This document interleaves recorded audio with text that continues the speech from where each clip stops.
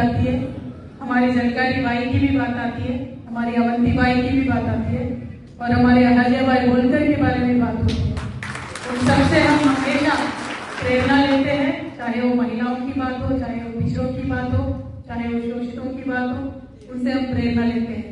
लेकिन हमारी बड़ी दीदी उमा भारती जी जो है, यहाँ से उभर के बुंदेलखंड क्षेत्र से एक महिला नेता का उभरना कितना मुश्किल है आप सब जानते हो, लेकिन यहाँ से उभर के यहाँ के प्रदेश के वो मुख्यमंत्री भी थी और नेशनल लेवल पे इतना अच्छा लीडर वो बन गए और महिलाओं के प्रति वो आवाज हमेशा उठाते रहे।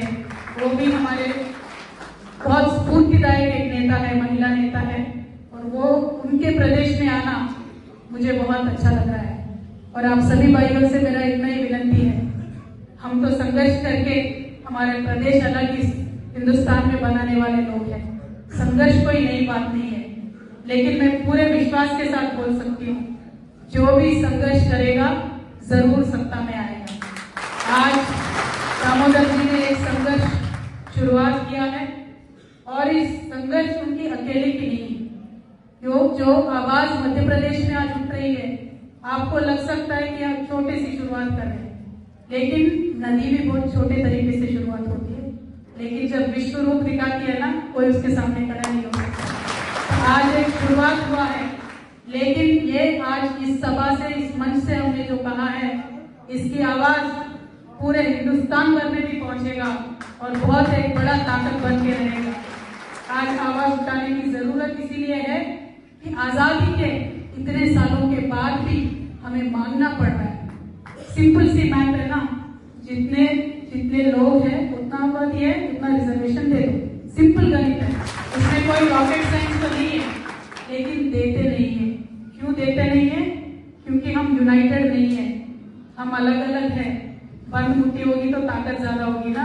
जैसे दामोदर जी कह रहे थे कि हमें आवाज साथ में देना होगा, चाहे ओबीसी हो, चाहे दलित हो, चाहे महिला हो।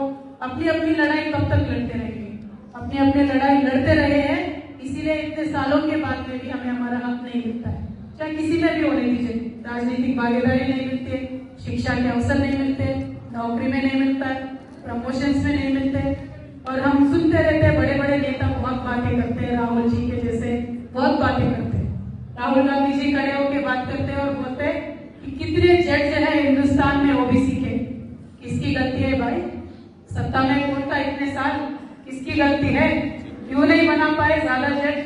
क्यों नहीं दे पाए आप अपने सपोर्ट ओबीसी को और एसटी को? बोलते हैं राहुल गांधी जी पूरे पार्लियामेंट में जितने भी लोग हैं, जितने भी ऑफिसर है, ओबीसी 2 या 3 है। किसकी गलती है? सत्ता में कौन थे बहुत इतने सालों में हिंदुस्तान में? सोचने की बात है। तो मैं आपसे इतना ही रिक्वेस्ट करूंगी, बड़े नेता आएंगे, बड़े बड़े बातें करेंगे, लेकिन उसके पीछे छुपा हुआ जो गहरा सच होता है, उसके बारे में गौर करने का जिम्मेदारी हमारी है। क्योंकि आज ये संघर्ष हमारे लिए नहीं है, हम तो ऑलरेडी मंच पर पहुंच चुके हैं, लेकिन ये संघर्ष है हमारे आने वाले पीढ़ियों के बारे में। तो आज जो संघर्ष हम शुरू कर रहे हैं, मैं मध्य प्रदेश की सारी युवाओं से अपील करती हूँ, उनसे रिक्वेस्ट करती हूँ, आप साइड लाइन पे ना खड़े हो जाए, आप मेन स्ट्रीम में ज्वाइन हो जाए, चाहे वो स्टूडेंट्स हो, युवा हो, महिला हो, मेन स्ट्रीम में ज्वाइन हो जाए, क्योंकि ये लड़ाई आपके वास्ते है, ये लड़ाई आपके लिए है।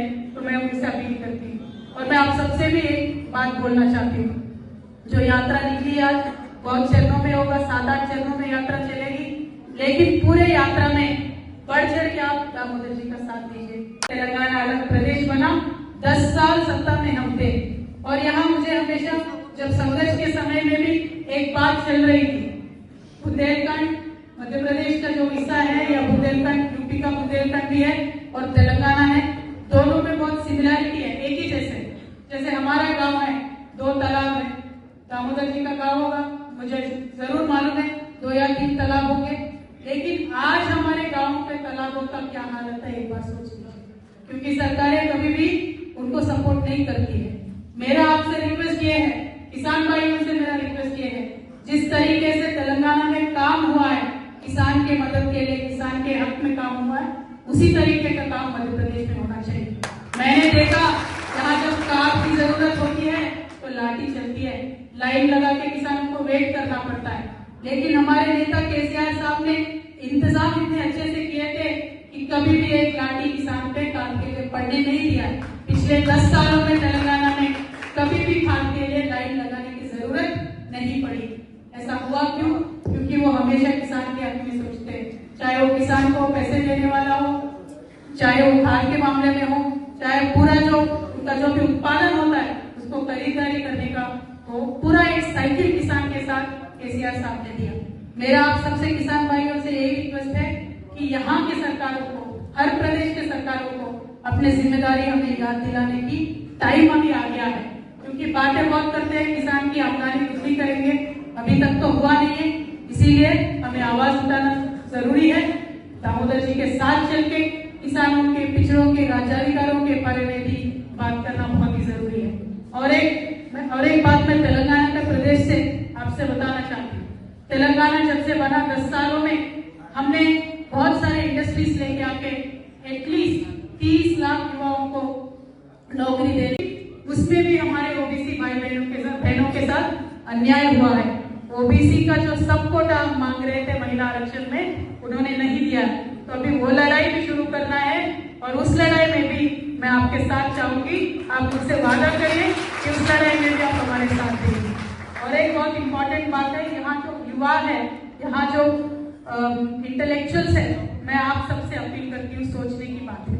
हमारे हिंदुस्तान भर के हर एक स्टेट में सेपरेट बीसी वेलफेयर मिनिस्ट्री होती है, लेकिन सेंट्रल गवर्नमेंट में बीसी वेलफेयर मिनिस्ट्री नहीं होती।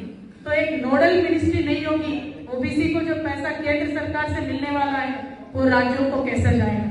वहीं से हमारा इनजस्टिस शुरू होता है। तो यहाँ जितने भी युवा है, इंटेलेक्चुअल्स है, प्रेस के हमारे दोस्त है, आप सबसे मैं अपील करती हूँ, ये बहुत इंपॉर्टेंट डिमांड है। केंद्र सरकार में भी बीसी वेलफेयर मिनिस्ट्री होना चाहिए, उसको भी आपके एजेंडा में इंक्लूड कर ले। मैं दामोदर जी से ये रिक्वेस्ट भी करना चाहती हूँ। ऐसे बहुत सारे और मुद्दे हैं, बहुत सारे इनजस्टिसेस हैं जिसके खिलाफ हमें लड़ना है। ये तो शुरुआत ही है और पूरा प्रदेश का जब दौरा होगा, मैं मानती हूँ बहुत ही सारी चीजें और चर्चा में आएंगे। सभी के लिए हम लड़ेंगे। अब सबसे मैं अपील वही करना चाहती हूँ कि बढ़ चढ़ के जब तक आप हिस्सा नहीं लेते हो, आपकी आवाज बुलंदी से नहीं उठाते हो, हमारे हक और अधिकार हमें मिलने वाले नहीं है। कोई प्लेट पे लगा के देने वाला नहीं है, छीनना ही चाहिए। उसके लिए तैयार हो जाइए, हम आपके साथ हमेशा रहेंगे। Thank you so much. जय तेलंगाना, जय मध्य प्रदेश, जय भीम, जय बीसी।